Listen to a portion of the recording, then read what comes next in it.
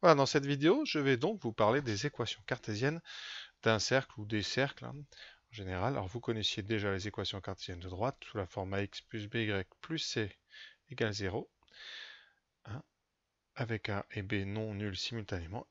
Et bien maintenant, je vais vous parler des équations donc cartésiennes des cercles. Alors évidemment, elles ne sont pas pareilles, sinon ça ne serait pas des cercles. Donc première étape, redéfinir ce que c'est qu'un cercle.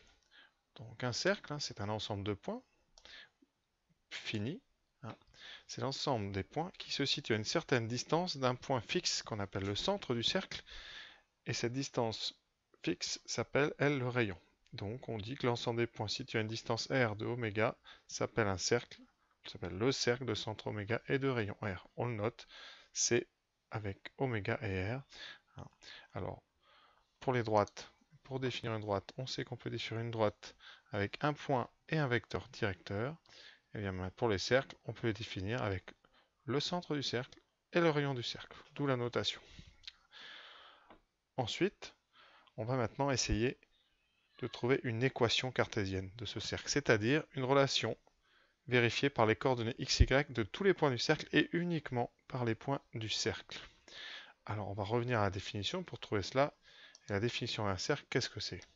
Un point M donc appartient à un cercle, c'est-à-dire qu'on va faire comme pour les équations de droite, on va prendre un point MXY, on va dire qu'il appartient au cercle de centre oméga et de rayon R, voilà, si et seulement si.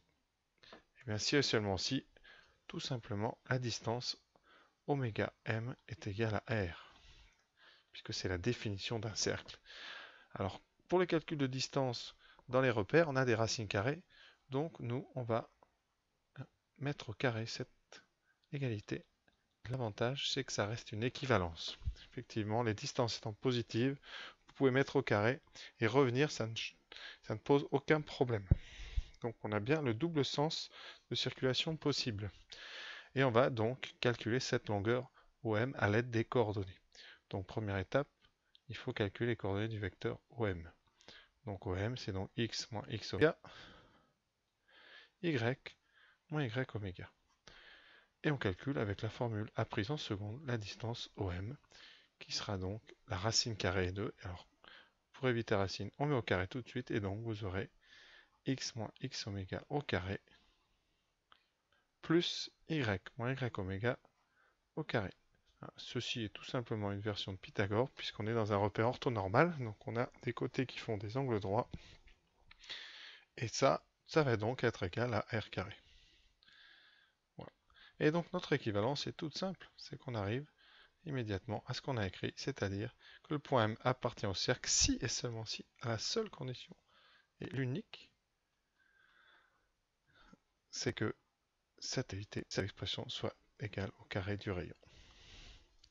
Voilà, et bien cette équation s'appelle une équation cartésienne du cercle. Alors pourquoi une? Parce qu'on peut tout à fait la multiplier par n'importe quel réel non nul. Et donc une équation de cercle, eh bien c'est pas unique. Un cercle a une infinité d'équations cartésiennes qui reviennent tous à la même, à condition de diviser par le bon coefficient. Donc celle qu'on donne nous, c'est celle qui a un coefficient 1 devant le x carré et le y carré, puisque si vous remarquez, quand on développe, alors il faudra un petit peu plus de place, donc je vais développer ici, vous obtenez x2 moins 2x oméga x plus x oméga, et la même chose avec y. Voilà, vous obtenez une équation spéciale qui ne ressemble pas du tout à une équation de droite, puisque vous avez des carrés sur les variables x et y, et donc ça diffère beaucoup. Voilà, et vous remarquez que le coefficient de x2 et le coefficient de y2 est 1, et donc vous pouvez multiplier la ligne par ce que vous voulez, le coefficient de x2 et y2 sera toujours le même dans une équation de cercle. Alors pour votre information, quand le coefficient est différent, on peut se trouver face à une ellipse, c'est-à-dire un cercle un petit peu aplati dans une direction. Voilà, donc première étape, un cercle a une équation cartésienne sous cette forme, donc si on connaît le centre et le rayon, on peut tout de suite trouver son équation, enfin une équation cartésienne. Alors je vais vous donner un exemple tout de suite. Je vous propose 4 exemples, alors je vous donne à chaque fois le centre et le rayon. Alors on applique vraiment bêtement, il n'y a rien à dire, hein. L'équation donc du cercle, donc on écrit ça comme ça, hein, l'équation. Donc on a le nom de la figure, donc c'est d'oméga R, 2 points, et on écrit l'équation, c'est direct, c'est x moins 2 au carré, plus y moins 1 au carré, égale r au carré, c'est-à-dire 2 au carré, égale 4.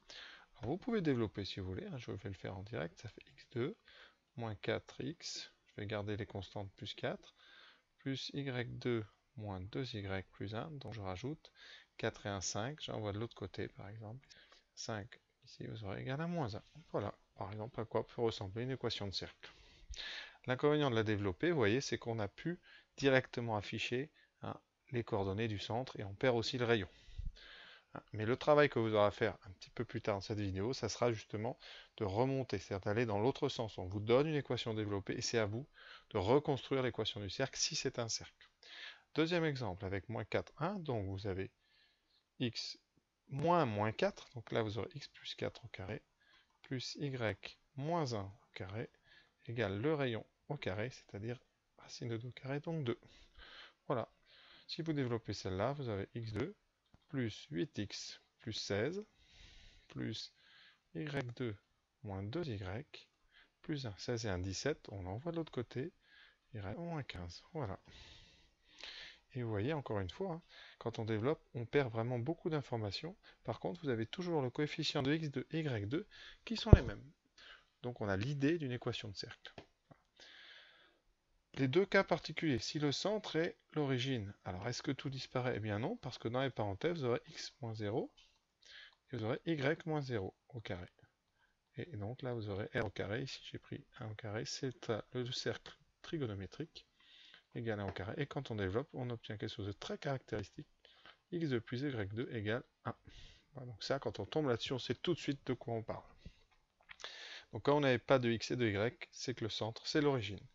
Petit cas particulier, s'il y a une des coordonnées qui est nulle, eh bien, vous aurez x moins 2 ici au carré, plus y carré tout seul, égale 1 tiers au carré, 1 neuvième. Voilà, et quand vous développerez, vous voyez, si on vous demande x2 moins 4x, plus y2, et là je ne vais pas calculer, mais ça fait 1 neuvième, moins. Voilà, vous voyez, il n'y a pas de terme en y, donc quand il manque le terme y, c'est que le centre a une ordonnée nulle. Donc voilà. Maintenant, je vais vous montrer quelques cercles sur GeoGebra un petit peu pour vous montrer. Sous GeoGebra, vous avez donc un outil qui est facile. Ici, vous voyez, c'est le cercle de centre. Vous pouvez donner le centre et un point. Par exemple, je prends le centre, cercle, le centre A et deux rayons. J'ai dû oublier d'appuyer. Voilà. Donc ici, je définis le cercle et je mets le centre jusque, par exemple, B. L'avantage de GeoGebra, vous voyez en haut à gauche, l'équation s'écrit avec ici la forme avec les carrés. Donc vous avez le centre qui est en moins de 2, c'est bien le point A. Et le rayon au carré, donc ici, ça veut dire que le rayon, c'est racine de 26. Voilà. Vous avez un deuxième outil sur GeoGebra, vous pouvez donner le centre et à vous d'indiquer le rayon. Par exemple, ici, je mets un rayon 4. Voilà, et vous reconnaissez aussi l'équation, le rayon au carré, 16. Et le centre, c'est en moins 4, moins 2, c'est bien le point D. Voilà. Alors, vous voyez, vous pouvez aussi demander à GeoGebra de développer l'équation. Par exemple, ici, vous voyez, j'indique en cliquant droit, voilà, et là l'équation est développée. On a perdu de vue le centre et le rayon.